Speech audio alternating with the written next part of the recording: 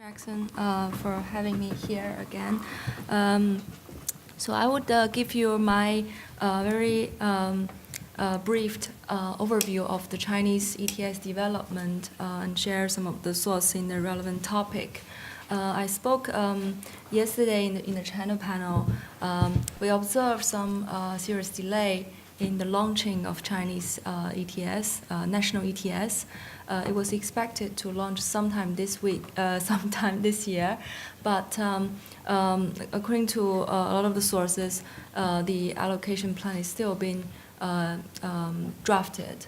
And we would accept a kind of a size down of the national ETS, which was originally planned. It started with originally with 11 sectors, including some subsectors, but now 8 main sectors. We heard that only 3 or 4 sectors, they are ready in terms of data collection and setting the allocation methodology. So judging from that, I think it's very challenging for China to launch the ETS this year. However, as a tradition of China, when China promised to do anything, we will very likely to see it will happen. But the stakeholders and the government, they need to speed up on that. No matter what, the scale of the Chinese ETS will be significant. At least there will be 3 billion tons of emissions will be covered in this planned scheme, and there will be over 2,000 companies likely will be covered in this, but depending on the sectors covered finally. But 2,000 companies at least will be covering this. So the influence is widely spread out across the country. I would like to share particularly from the business perspective, based on my experience dealing with different type of clients. I think the business world in China, they already accepted there will be a trading scheme other than another like a tax type of policy in place. They started to accept this, and they realized the policy will be tightened. So environmental policy, climate change policy, energy targets, they all be tightened in the coming future, and they start to prepare for that. And they preferred a more integrated approach rather than a segmented approach. In the current state, there are separated pilot ETS system across seven cities and provinces. But business will welcome. We have one standard rules implemented across the country, especially for large company. They have business across the country. They don't want to have separate system within the organization when they respond to this. And we also see the large commercial organization. They don't seem to see this as the top priority for their business. We recall from the EU experience when the ETS start to make sense, when the senior management start to become aware about this issue, they start to factor in the price, carbon into their business decision and on the investment side. But I don't think that's the case in the Chinese content. When we try to say this is coming, can we help you to prepare this in the coming months? They probably will see this as a small part of their overall strategy in dealing with all the environmental control targets. So, for example, we go to a power generator, and they'll say, "How you help me to do the renewable energy generation business better, but maybe you can also help us with, maybe we can manage our carbon assets better." So that will be part of their overall business strategy, and so in order to draw attention for the senior management, they have to be significant enough. The carbon market is growing, it's getting bigger, but compared to other energy trading market, compared to the scale of the overall investment they are making, it's a tiny amount of money. There are also other challenges. Let me go back to my notes. The economy is going to it's slowed down a little bit. So they are worrying about how to create new growth areas to maintain profitable in the business. This is carbon market. They start to drawing attention on this, but this is not their priority in short. In terms of the looking forward, the challenges obviously exist. I would like to draw 2 points. One is, I think government need to send a consistent message to the market and to the business, which sectors to be covered, what allocation plan they are making. And they have to send a consistent message and very firmly telling the business. Instead, they are saying, oh, maybe we'll cover this 4 sector this year, or maybe the rest in the next year. There's lots of rumor going on. There's uncertainties. The second point, I think, is don't underestimate the trading side of the ETS. We talk about cap and trade, and trade that's matters, because if you don't do trade, then you can use a tax. Now the tradability of the market, participant in the system, they a lack of trading experience. So they only trade for compliance, but not for manage their assets, manage their portfolio better. So it's not a matured market per se. So these are some observations I would like to share. Maybe I can talk more in the following session. Thanks a lot, Qian. I attended your panel yesterday on the Chinese ETS, and one of the comments that stuck with me was that of course, the rollout isn't perhaps happening on the time frame or at the level of ambition or coverage as originally planned, but here we are continuing to have negotiations on the EU ETS all of these years later. So just as a quick follow-up before we move on, how important is it that the Chinese ETS isn't kind of fully baked as it's being released? And do you think that once it is released in this limited fashion, covering, say, 4 sectors, that it will start to get the attention of businesses that right now you're having to compel to try to prepare for coming regulation and pricing, and make them take more seriously that future that they'll need to plan for and need to go ahead and start implementing internal pricing for? Thanks for your question. I think make sure it started is important. It's a very important message Chinese government to send out. And it will, build up the confidence. But I think more importantly, the how tight the allocation will be will make the business to think more seriously. If at this moment, at this current pilot phase, the allocation is too generous. So all the answers is firstly free allocated. Also, they have a lot on hand, so they don't have to do any changes in their business. So I think the allocation method also is key. Thanks a lot. Dr. Kim, Korea has taken a different approach from that in China. Rather than scale up from this piloted city-based phase, starting out with a more national level scheme and gradually over a 3-phase process, implementing more ambitious goals, more stringent regulations, and more pricing, less free allocation. How's it going?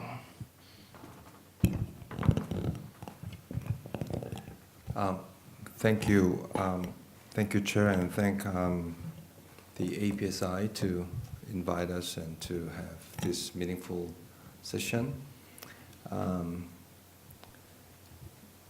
I think it's kind of worthwhile to take a look at the performance of Korean ETS, since we already have, since we are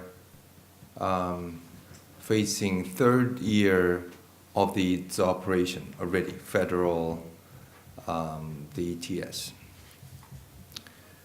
For those who are not familiar with the Korean ETS, we started the ETS since 2015, and now we are 3rd year of the first phase, which is from 2015 to 17. So this is the last year of the first phase, and the second phase would start from 2018 to 2020.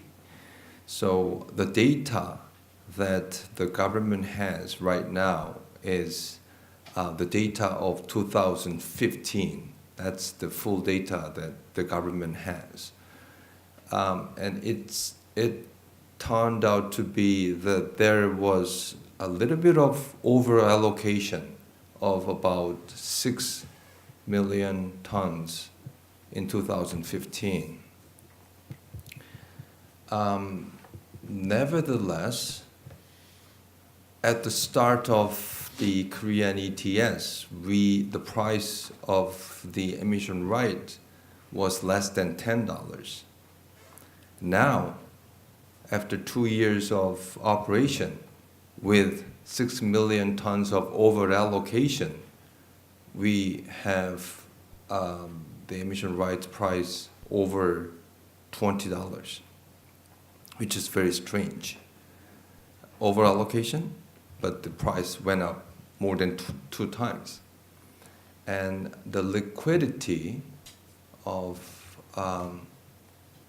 allowances was less than 1% of the total allowances. Was really lack of liquidity there. And the second year, it's still less than 2%. So, I'm sorry, the 1.5 year, the less than 2%. So it's very lack of liquidity with over-allocation, but the price went up. There are three reasons that I can count on for this strange phenomenon. The first reason was the uncertainty of the scheme at the beginning of the operation. What I mean by that, what I mean by the uncertainty is the first was the governance of the governments. See, at the beginning of the operation in 2015,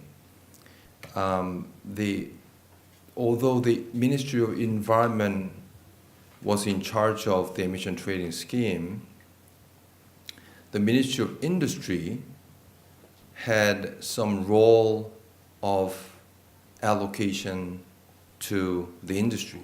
So there are sort of two counterparties from industry or private sector's perspective to listen to what government is thinking.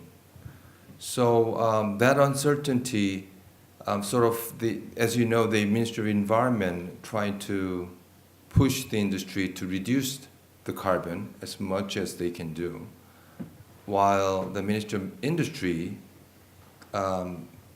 considered competitiveness of the industry a little bit more than the environmental protection, if you like.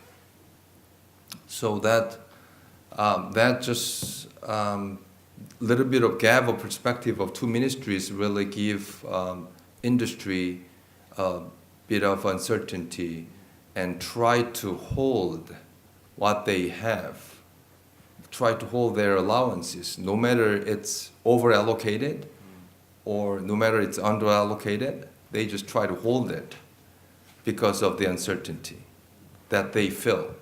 Most of them are perceived. Doesn't really matter if they feel that they are feeling it. So they just try to hold it. That's why lack of liquidity, price went up.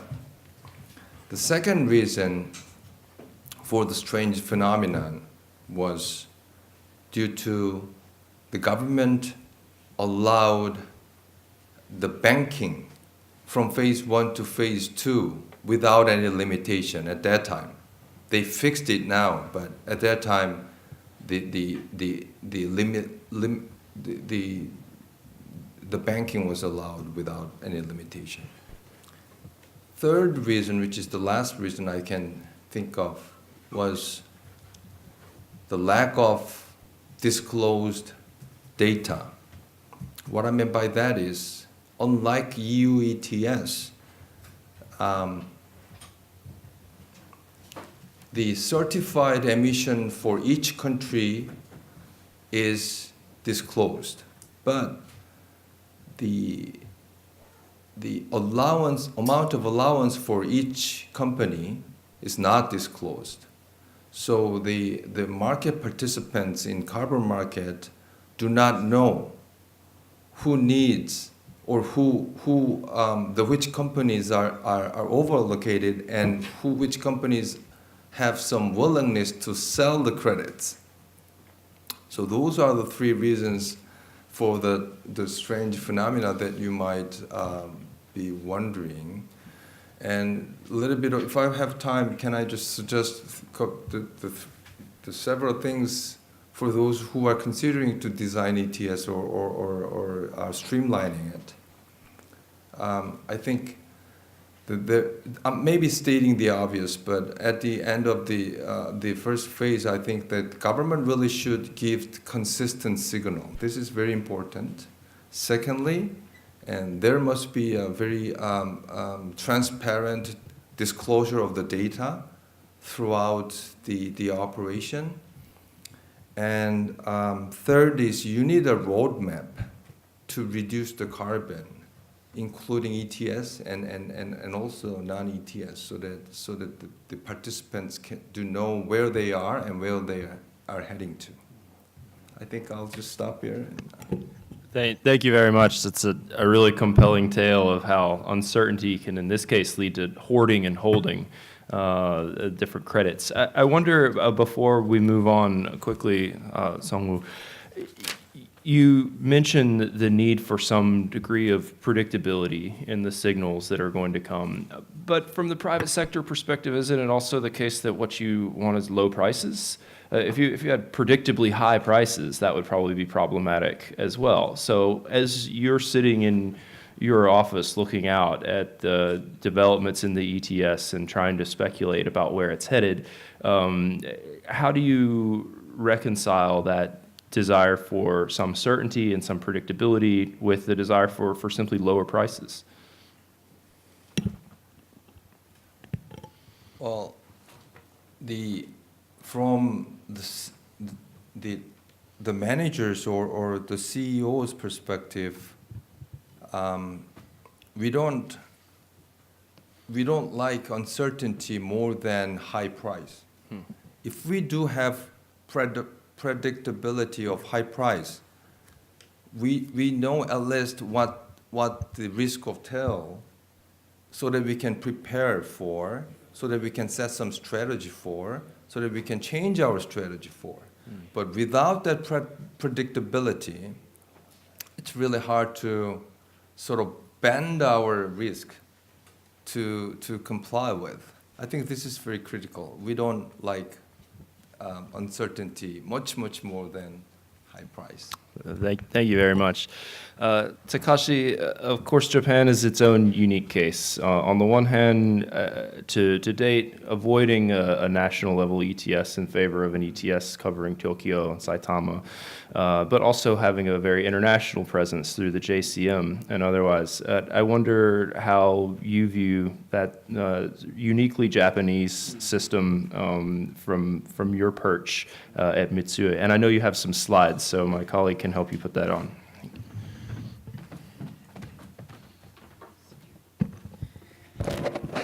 Yeah, thank you, Jackson. Thank you for your question. So yesterday I received your question, so I don't have enough time to prepare, but today I prepared 3 slides to explain what happened in Japan.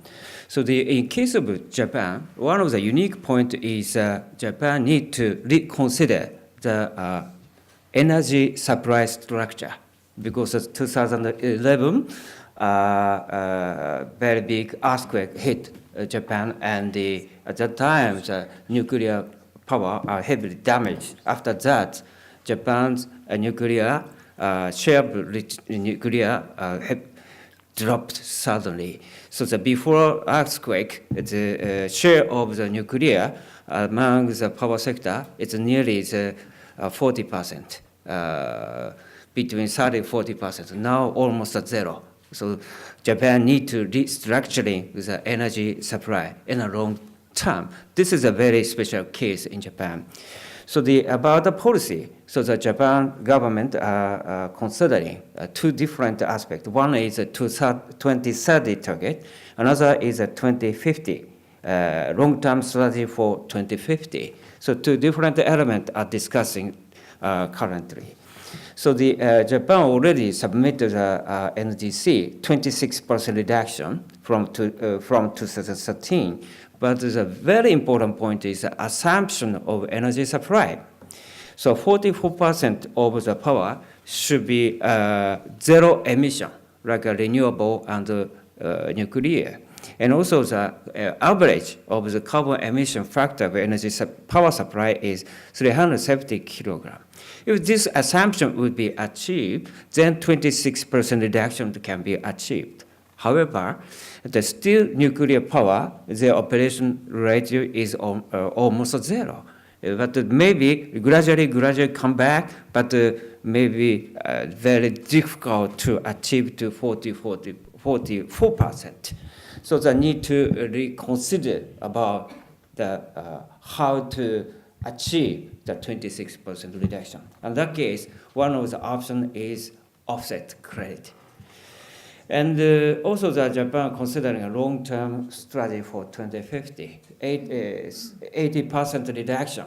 This is a very, very challenging. So even though the CCS in Japan will be used, still this is a very, very challenging target. So not finalized yet, but the offset is one of the options on the table. That is the situation. And the business side. So this is a very interesting and a very important point in Japan. So the major and the mainstream of the industry in Japan is steel and electricity. They have a very strong influential power on the decision of industry group. But they are domestic industry. So like Panasonic or Sony or Mitsui, we are rather international. For instance, Mitsui, we have a power plant in China. So the China colleague said that the ETS is going to be covered, all the power plant. So Mitsui's power plant will be covered. The Panasonic, Sony, they have a manufacturing facility in China. So that we are affected. And also some countries are affected by EU ETS. So they're rather international. So the two different groups, international and domestic. So the international group are more flexible. We are run from other countries' carbon pricing and market mechanism. From that point of view, so one of the important points is risk mitigation and optimizing the cost of carbon globally, or another word is a consolidated basis. So how to minimize the carbon cost globally. From that point of view, the emission trading is a very useful instrument. So this is a different view from the pure domestic industry. So one big progress about the policy in Japan, policy debate in Japan is Ministry of Environment and Ministry of Economic Trade Industry. Two groups set up a committee for talking about the long-term strategy. So one of the big progress to the committee for METI is carbon pricing. Carbon pricing was denied by some company in Japan 2 years ago or last year. But now the carbon pricing are accepted as a concept. But the difference from the 1-2 years ago, now domestic industry say Japan is a very, very high carbon cost there. No additional measures. That is a point. But however, big progress regarding the concept of carbon pricing. And this slide shows the abatement cost for achieve the emission reduction. So Japan's 26% reduction, the cost is nearly $400 per ton. Highest country is Switzerland, but Japan is the second highest country. So this means for the international company, international Japanese company, how to reduce the cost. Again, so the Japan is the highest. That means if we can connect with other countries' carbon pricing through the international offset mechanism, we can reduce the cost. This is an economic reason and could be the driver of the acceptance of the adoption of the international offset mechanism. So I don't want to say a national ETS and the international offset mechanism is the same. This is a different. So the international offset mechanism is a kind of the economic instrument to reduce the cost. This is different from the EU and also the California or Korea or China. And the last slide shows how to collaborate regionally, Korea and Japan and China. So maybe my colleagues, Andrei, will talk about Article 6. So the Article 6 negotiation is very, very hectic, and maybe it takes a longer time to be finalized. But we may have a fast track. So the regional collaboration. So, but one of the important point and the language is adjustment of inventory. So this is a kind of the fast track to move the international transfer mechanism. So again, I'd like to say the adjustment of national inventory, that is the key. But, so in case of the East Asia, that is enough. But if we are going to invite the other country, rather lower income country, in that case, we need to remind adjustment of inventory and reflection on the reduction target. That is different. A kind of phasing approach is more practical. That is my idea. Thank you very much for hearing. Thank you so much, Takashi. Looking at this combination of a growing demand for offsets alongside these high abatement costs that you face in Japan, it really demonstrates the potential that exists for an even more aggressive and mature search for credits from outside of Japan's own borders. I wonder if you might go just a tiny bit further from where you concluded to speak about the processes and the source countries for those offsets, whether it be regionally or otherwise, that you think has the most promise in the near term. The country? Yes. It's I don't want to which this slide shows a country-wise approach, but this is an economic approach, and reality is very different. The project by project, manufacturing facility by manufacturing facility, and power plant by power plant, the real cost is different. So, but we are private sector. We are going to review which project would be the least cost option for us. That is a market. So no need to talk about which country is the most profitable. So we are private. So we are looking at a kind of information gap. That is the source of the profit. Thank you. Thank you.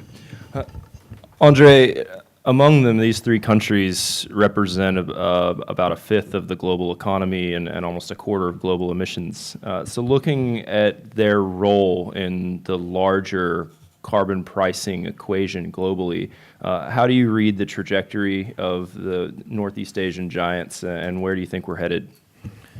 Well, thanks. Thank you very much, Jackson. You asked me what you want, and I'll answer something else, but that's a different story. I'll tell you what, I have been hearing, I remember when I was head of Blue Next in Paris, and I actually went to Seoul. And I was very impressed because they had the Seoul exchange, the Korean exchange, they had this big banner, welcome President Marcu. I was very, very impressed, I have to tell you. Nobody's ever called me that, so it's always been a soft spot for me to go to Korea. They never received me like that again, but that's okay. But even in those days, because I remember going to Seoul and then to Tokyo, because we were trying to link up somehow with the Japanese, Blue Next was a spot exchange, we were trying to link up with the Japanese exchange, with Korean exchange, just to kind of get a piece of the action of what at that time was 2008, 2009 was perceived as, before the crisis, was perceived as a very rapidly growing market. I mean, people are talking about $1 trillion market. I mean, nothing like that happened, but nevertheless, they were talking at that time about this link between Korea, Japan, and China, and it was kind of made perfect sense, and it's going to happen because everybody's going to profit. I mean, and look where we are now. I've also heard about the Japanese emission trading system for a while, and I have yet to see that one. But nevertheless, I think that there is a very interesting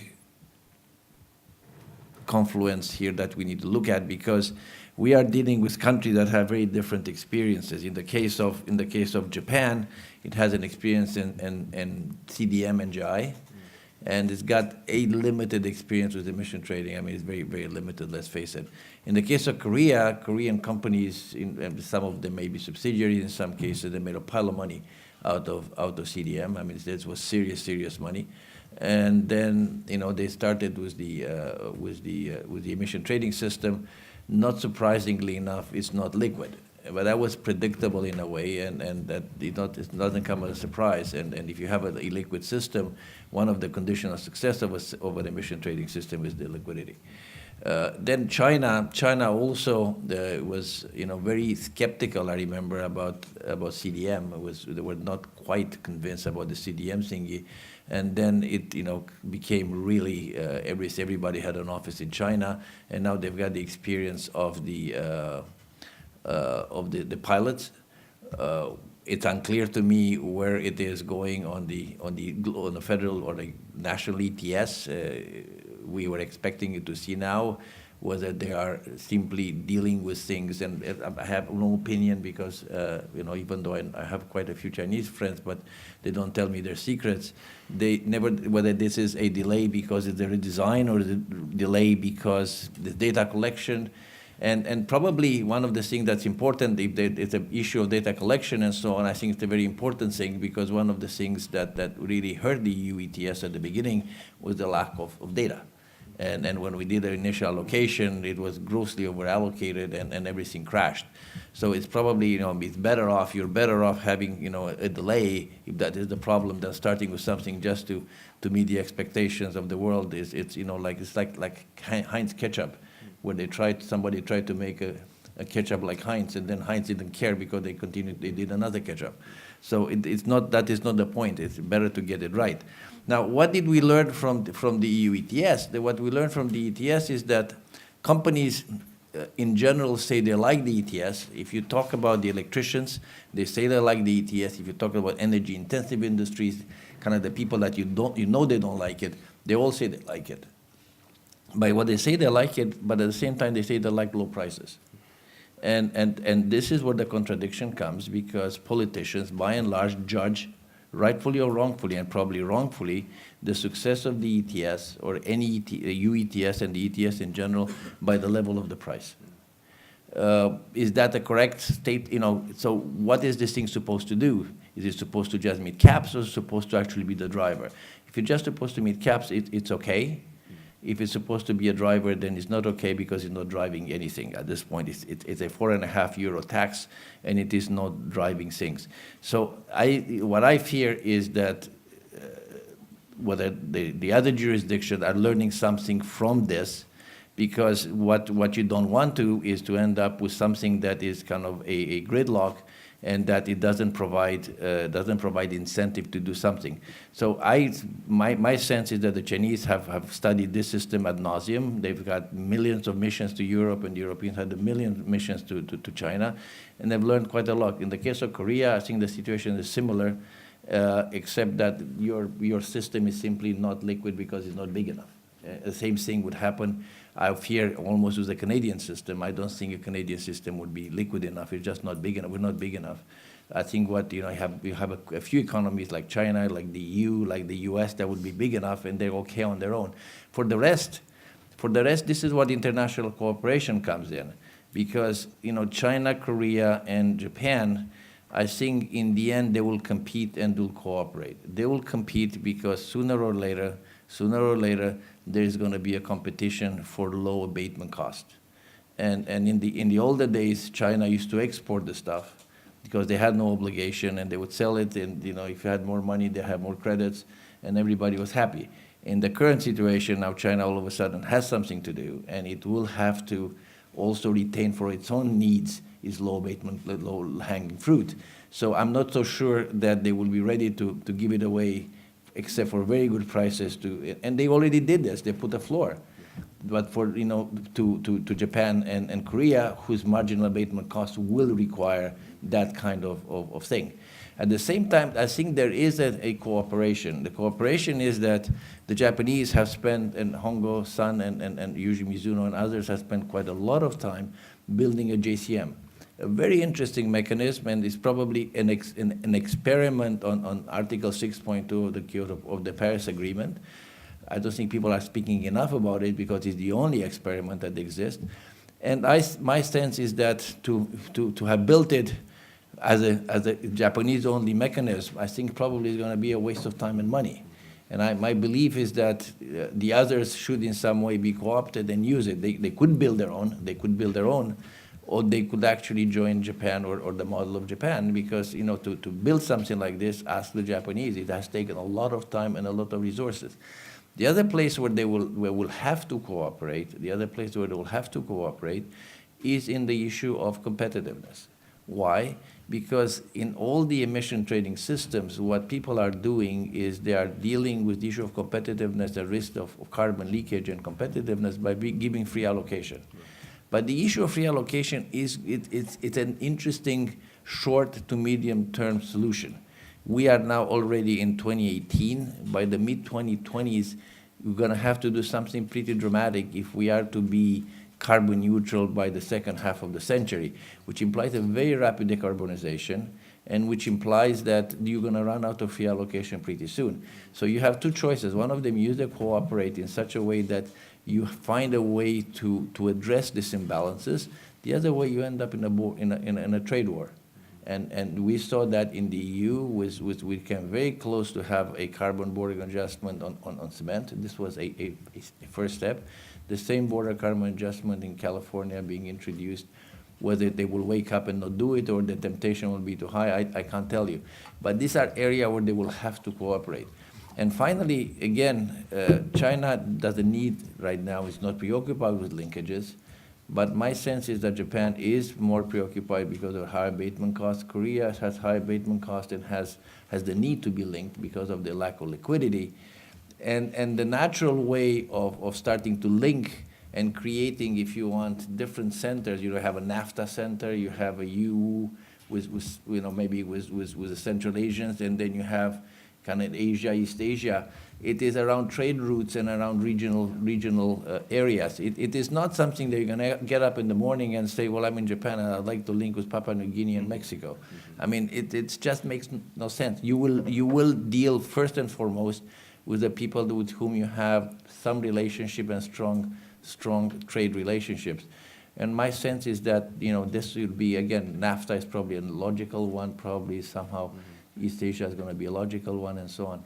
So yes, competition, cooperation, and I think business should learn from the fact that they have to deal with this. And I'm finished here, Jackson, but business has to deal with this. And the reason why I say this is that there is going to be this, the Paris Agreement is absolutely a promise. And the promise is that of transparency, the transparency of understanding what the other guys do. And carbon pricing is the best way to understand what the other guys do. And unless they accept it as a way of kind of showing to the world what you do, there's going to be suspicion and there's going to be competition, and God knows in what else we get. Thank you.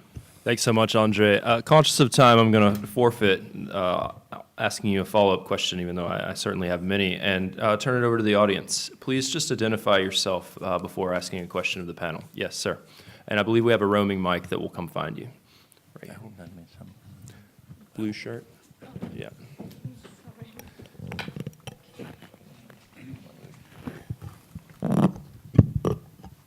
Thank you very much for the very interesting presentation. My name is Michele Stua, and I have a question related to Article 6. Article 6 may introduce an option for climate clubs because it focuses on only some parties to voluntarily cooperate, which could be an option for the development of a sort of good-willing parties organizing themselves together in a form of a climate club. And the question is, to what extent the Asian countries, especially those that you represent, may be interested in being the leaders or partners, members of a similar club? Thank you. Carbon clubs. Andrei, would you like to weigh in on this? Yeah, in terms of carbon clubs, quite clearly, this carbon clubs can be formed under Article 6.4 of the Paris Agreement, because there will be certain advantages that could be provided for being part of the club. Interesting, but marginal in my mind in the long term. Article 6.2, which is about some part of the rule book written kind of globally, but most of the rule book in every sense being written among parties, will probably give the comfort to a group of countries such as East Asian countries with strong economies and common roots, common background, in spite of some of they could cooperate under something like this, and it's certainly an opportunity. Now, at what point and to what degree they avail of themselves is simply a matter of two things: political will and capacity, and neither of them can be neglected. Sure, thank you. I know that Takashi would like to chime in. Yes. So I talk with the Japanese government, but also myself is not a government official. So my point of view is my proposal to the government. So the Japanese government did not use a terminology of club, but the JCM is almost a similar concept of the clubs.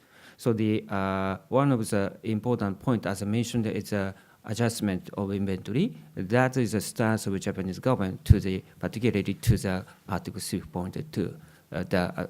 That is one of the conditions of the Japanese government.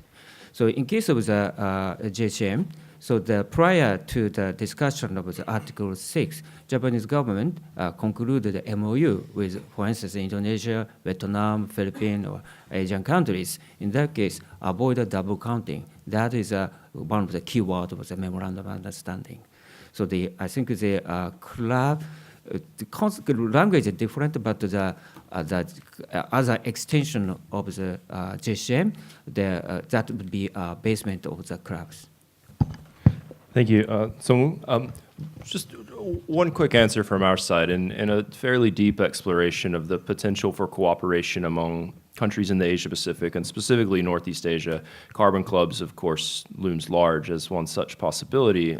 What's clear, and I agree with my colleagues that it's unclear what the future of that would be, is that pursuing a formalized direct linkage treaty-style agreement is not tenable in the near or foreseeable term. And so things like indirect linkage, things like discount rates, or certainly more informal memoranda of understanding or agreements on offset recognition, things like that, which are the characteristics and part of things like a carbon club, are more palatable to many of the leaders in the region, and also potentially valuable steps towards perhaps more robust or formalized agreements in the future. Soo-young. Soo-young Chung from Korea. So I think four speakers were talking about the same issue from different angles. So meaning that I think Andrei touched upon the issues of the Article 6, and then also we talked about the ETS. And then my question goes to anybody who can respond to this question of how would you see the relationship between the Euro-national or sub-national ETS system in the context of Article 6 to apply, to cooperate in Northeast Asia?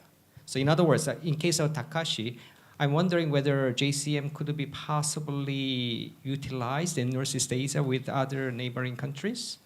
And then in case of Korea, I think Korea is in the middle, right? Article 6.2 and then the ETS. How would you see the possibility of linking, Korean ETS and the carbon market in general with that of the neighboring countries? China, how would you see the Article 6? So I think we are talking about the same things, but I'd like to see some subtle differences or similarities, if I may. Thanks. I'd like to start with Qian. How do you see Article 6? I think I'm not in the delegation and not very close to the, this just represents my own view. I think, China is doing this ETS thing it's driven by domestic demand. So, and no matter what they're trying to do in the international platform, I think ETS will be implemented domestically, and will have gradually have impact on corporate, and gradually, or now I would believe, maybe I have a different view before, but I think for doing more international cooperation to link in with other scheme will takes longer beyond 2020. Thank you. Anyone else wish to comment? Excuse me, Sangwoo.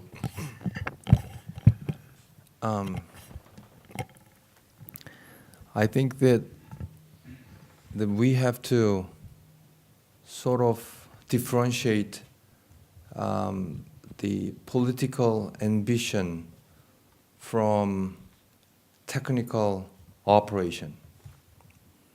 There are two very distinctive features of those two, but when we talk about the success or linkage of ETS systems in all jurisdictions, we sort of mix those two dimensions. The linkage, I think, should be based on similar, not only just technical operation, but similar, should be based on similar political ambitions as well. Because you have to ensure you have to ensure the environmental integrity, and to link, you have to ensure the institutional compatibility, and you have to ensure the economic efficiency for both countries, etc., etc. So that's heavily linked to the political ambitions compatibility rather than technical, not to mention technical, the features. So I think it'll take a little bit more time, although we need it. I think we have to do ourselves, our own system right, make it right to be linked. So I think it's really good thing, but it takes a little bit more time, I think. Thanks a lot. So one of our colleagues at a recent roundtable that we hosted in Hong Kong pointed out that if we're going to talk about linking markets, we should first talk about linking ambitions, which I think is something that you've certainly hit on quite articulately there. Can I have another question from the crowd? Yes, sir.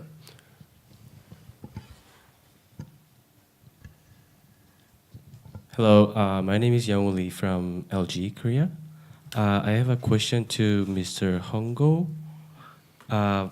Since I'm from private sector, I'd like to ask about JCM.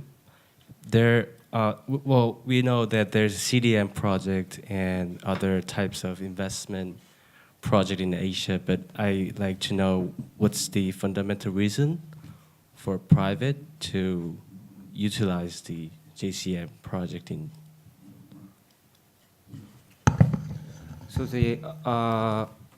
I need to say two different elements. Firstly, why the JCM are proposed. So that reason was very simple. CDM is not practical. That was the understanding of Japanese company, including me. So after that, the proposal of Japan about the new mechanism, the CDM is affected to some extent, and the CDM innovation or the reform are actually considered. So that was the first element. And now, current situation is more completely different because Japan are not continue to the Kyoto Protocol second commitment period. So Japan cannot use CDM so far. So if Japan, and also for the domestic regulation, so like carbon emission factor for the green power purchase by the local authority. In that case, offset credit, if we are talking about offset credit, domestic credit, J credit, and also JCM, only the two options are there. That is the background. Yes, Andrei. Well, Jackson, look, you know, the Copenhagen Agreement failed because we tried to replicate a governance model of the Kyoto Protocol, which was the high watermark of international governance on environmental issues. And there's been, you know, the world has changed. Climate change just happens to be one example. That's beyond the point. But it's clearly not a desire or not an acceptance to give control over your energy policy to an international body. Whether we like it or not, that's what parties feel. So there is a need for cooperation because it's a global good, and we all have to cooperate, or presumably we all think. But there's a desire to maintain a lot of that. So the CDD, you know, to me, look, we created, and, you know, I'm not Al Gore, but that was, you know, together with Mark Kember, we created the VCS, and we saw that we created the VCS very different because we're smarter than the CDM guys. Well, let me tell you this, it's different, but it's not that different. And I think Hongo and Yuji and all the colleagues also went to a lot of extent to create this JCM, which is different. But in the end, it's not that different. I mean, there are a lot of elements, but the difference is in the governance. And the governance is in the hands of government of Japan and its partner, and this is what the Paris Agreement is. So this is what I think what people see, that the fact that they maintain a somewhat level of control over their climate/energy policy. Thank you. And Hongo-san is certainly the appropriate person to chime in on that. I would like to maybe ask the other panel members to give some concluding thoughts that might address your broader question. Are you comfortable handing over your silver beyond borders for the sake of collective action against climate change? So, Takashi. Yeah, first of all, I'm not a negotiator, but I talk with a negotiator, and I heard the JCM is one of the good example of the Article 6.2. That was explanation by Japanese. And also, this is true, and the JCM, if Japan, together with a partner country, accumulate a good track record, that will be a good, would provide a good impact on the negotiation of Article 6. So the outcome, I think outcome is very important. The outcome would be a driving force for facilitate and encourage and acceleration of the negotiation at the UNFCCC. I am very optimistic about the future. Thank you. Qian, any concluding thoughts? I think for any type of linking, there are lots of options. I think it has to be economically making sense. It should complement with the political discussion, but it shouldn't be only driven by political will. As I learned from the Japanese situation, I think there's naturally a need for sourcing cheaper credits because they can't reduce emission themselves at a reasonable price. So I think this natural needs probably are not that strong yet in China because China is very big and they can always find projects which reduce emissions much cheaper. So I think in economic sense it must be there. I think also to make our carbon market survive or effective, robust in long term. And I think there's also a need to build a scale-up system and create liquidity, whether it's through the system itself or through linking or working with other systems. I think it's to be decided. I also want to share a thought, which also build on my project experience. A lot of Chinese investors, they are looking for good renewable projects in Southeast Asia. For business reasons, but also there's a trend of investing in green. I think those business relationship will create more fundamental reasons for sourcing projects. Also, this could demonstrate for bigger Chinese corporate, they can demonstrate we're doing this overseas, so creating a better image. I think the interest can generate from those areas too. Thank you. Song-woo, a thought to leave us with. Yep.